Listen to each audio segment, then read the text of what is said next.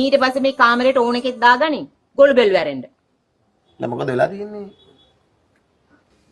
හතර වටේ ගිහිල්ලා බෙඩ් ෂීට් වලයි තුවාවලයි සේවල දිලිසෙනවා හැමතැනම. කාලකන්ණි ගොළු බෙල්. ගිත් පිරිවිකම හතර වටේ ගාවගෙන ගියාම ගෑනු අපි යන ඒව හොදන්න. හරි. සාමුට්ටන් ඉතින් මම මේ කියලා දෙන්නම්. ඉවරයි. ප්‍රෝටීන් ඌනතාවයට මස් මාළු කනවා වෙනුවට සෞකංජි පොවන එකද? හැම එකටම සෞකංජි හරියන්නේ. සමහරුන්ට ඔක්කාරයට එනවා. ඊට පස්සේ මෙතන බොළු බෙල්ල මදිවට කබරේ. හරි. බං. වඹුඩ පුරුද්දක් දේවල් නෙවෙයිනේ. අනේ මේ දඩලි. කාමරේ ඉන්න අඩුවට බව ඇත්ත. ඒත් ඉතින් මම මෙතන නිකන් ඉන්නේ නැනේ කියා කර ගෙවනවනේ.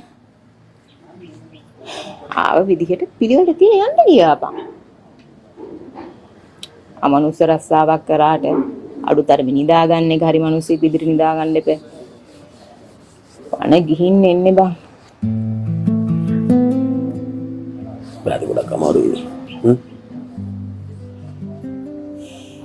කෙලින් ඉන්නත් බෑ දිගෑරෙන්නත් බෑ. දන ගහන්නත් බෑ උඩ පනින්නත් බෑ. විකුණන්නේ මස් උනාට ඉතින් ලේ මස් ඇට නහර වෙලින් හැදිලා තියෙන්නේ.